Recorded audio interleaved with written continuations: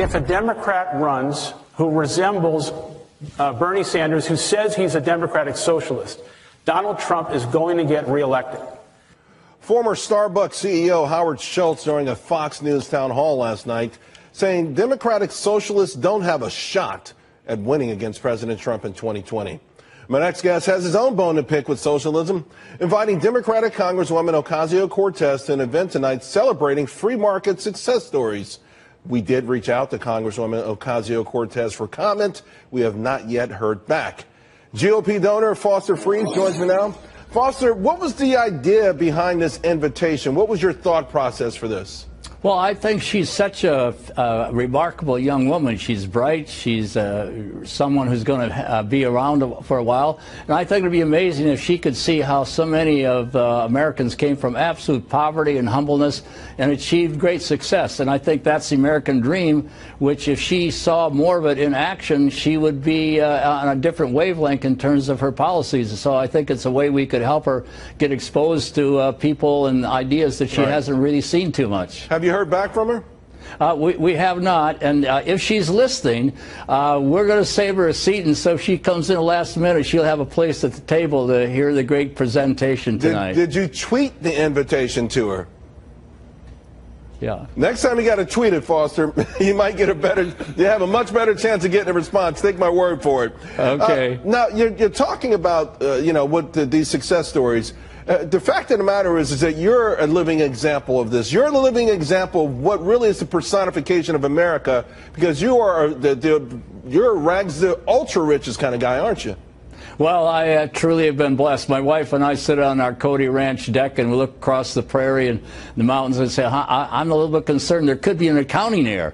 And so we can't believe how God has blessed us and living in America. And we started out with $800 of accumulated leave pay, and it's just stunning. And we're so grateful it gives us the opportunity to encourage those who are on the bottom rung of our economic scale to have scholarships. I have a lot of friends who provide scholarships to create more plumbers and electricians, and so I think that's the way we deal with income inequality, by helping those lower income rather than penalizing the ones who have worked hard to succeed. What do you make, though, of the wave of your fellow billionaires who are coming out and saying they're kind of dissing capitalism? This week we heard from Jamie Dimon, who talked about America's flaws, and last night Ray Dalio put out another massive missive suggesting that this form of capitalism could actually lead to revolt in this country. Well, I think they're still young. You know, they'll catch up and see the wisdom of you cannot have the American dream without creating income inequality. It's just axiomatic. You want someone to be flipping burgers in a fast food store and say, hey, I can do this. He starts one store, suddenly he has 20, and then suddenly he goes public and he's created income inequality. That's what the American dream is all about. So the challenge is not to tear down those who have succeeded, but the challenge is to take those on the bottom and those of us who are wealthy to create the opportunities for that ladder up that we enjoyed from other people. I love what you just said there, because very few people would say that you need income inequality. But what about the ladder to success, though? I think some folks are saying that's what's broken. I don't see that. We have tonight 106 young students who have excelled in high school and are getting these $20,000, $25,000 scholarships from Horatio Alger, which have come unbelievable adversity. And now they're president of the class, getting straight A's. And if you meet these 107 students, or 106, you're going to be so excited about what America's future is and how these people will be on the ladder up very quickly. I got 30 seconds left. How do you get this message out to a broader audience, Foster?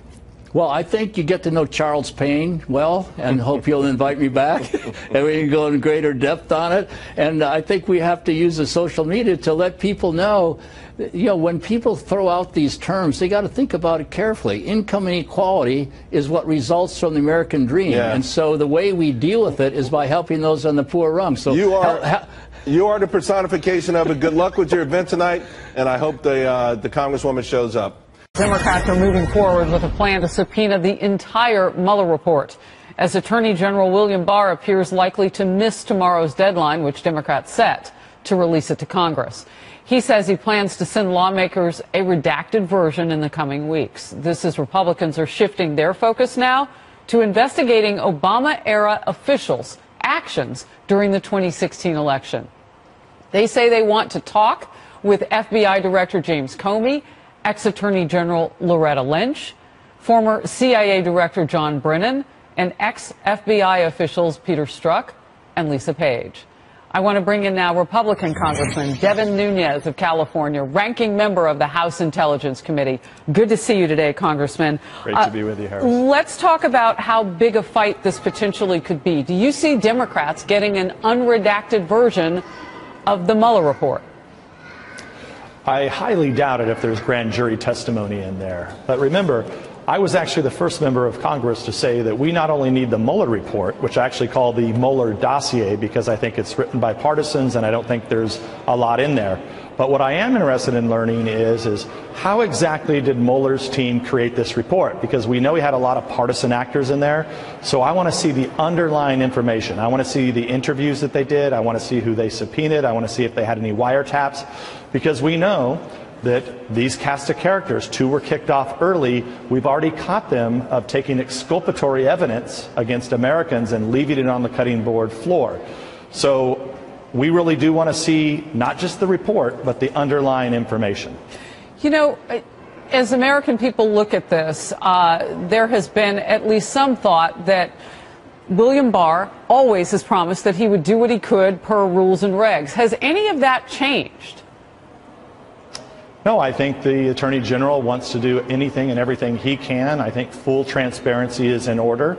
And I just want to make sure that everyone understands what full transparency means. So the Democrats on the left here, they just want to get their hands on the report so that then that'll probably be classified. There'll be a lot of classified information in there so that they can leak it. So they can leak it to all their buddies in the media so that they can continue on going down rabbit holes of pretending that there is some kind of Russian collusion. Here's what a new Washington poll shows. 51% of voters want Democrats to stop investigating whether Trump obstructed justice. That's compared with 47% who want them to continue. Everything's seen through a political prism right now. Yeah. My question for you is, can you move on from this issue? And if that polling helps? Well, we'd love to move on from the issue. However, we are going to make criminal referrals. Okay, the House Republicans, we've been doing an investigation for over 2 years. I wish this was over too. I wish we never had to go through what is really 3 years of using our counterintelligence capabilities against a political campaign. So I agree, though, it's going to be very hard. The fact that they ever looked at obstruction of justice because Comey got mad and went and leaked his papers out to the media, an illegal leak, by the way, taking FBI documents. Just because that happened, when there was no crime to begin with, how are you going to go after obstruction of justice? It's pretty silly.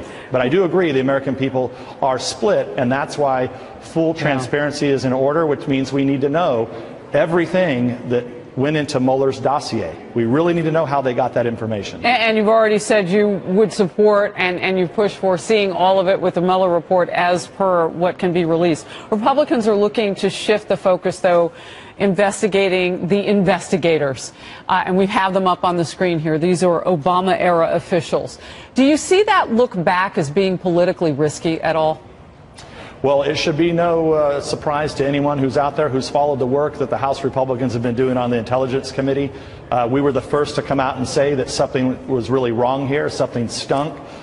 We now know for sure that they used the counterintelligence services to target a political campaign. They told us that it happened in late July of 2016. We believe it happened much earlier than that. So it's not a matter of politics here. This is a matter of whether or not people broke the law, whether or not they actually lied to the FISA court, whether or not they didn't give Congress all the information and obstructed justice, whether or not they leaked classified information. So, look, these people need to be held accountable. We will make our criminal referral, and we'll see what the Department of Justice does with it. Ranking Member Nunes, thank you very much. Good to have you on the program today. I want to switch gears now. Obamacare. Sure. Okay. There are GOP concerns about what happens if Obamacare is struck down. How big of a problem is this politically for Republicans? Politically, for the Republicans, it's an enormous problem. Whatever you think of Obamacare, I happen to think it's unconstitutional. Forcing people to purchase a product, in my opinion, is beyond the constitutional authority that Congress has. The court got around that by saying, well, we're taxing them. So Congress can't order me to wear a red striped tie, but they can tax me if I don't. That's the theory under which Obamacare was upheld. the tax laws were changed under the Trump administration to remove the ability of the IRS to tax you for failure to get health insurance. Right. That's the hook on which this federal judge in Texas hung his hat for finding it unconstitutional. But if the unconstitutionality of it is upheld, what are the Republicans going to replace it with? You have 21 million people in the United States receiving government-subsidized health insurance as a result of Obamacare. You're going to take that away from them? It'll be politically catastrophic, even though I don't think it should have come in the first place. I want to show you the president's latest tweet on Obamacare. The cost of Obamacare is far too high for our great citizens. The deductibles, in many cases, way over $7,000, make it almost worthless or unusable. Good things are going to happen. And then he tags Senator Rick Scott, Senate Majority Leader, Senator John Barrasso, Senator Bill Cassidy. There is nothing affordable about the Affordable Care Act. Let's be clear. Well, I agree with you on that. Senators Barrasso and Cassidy are physicians, which is one of the reasons he has mentioned them. But look, if this involves letting the states regulate and letting the free market regulate, which is what I think should be done and what the president said he would like to do during the campaign, the House Democrats are never going to go for it. So here's what a lot of Republicans are hoping, that the Trump administration loses this court battle and the statute is upheld, because they don't have anything in place to replace it, and they can't physically get something done between now and the 2020 campaign. Judge Andrew Napolitano, great to have you in, and I like your red and blue tie. I'm glad you're not getting which I chose freely. I think that's actually purple, but whatever.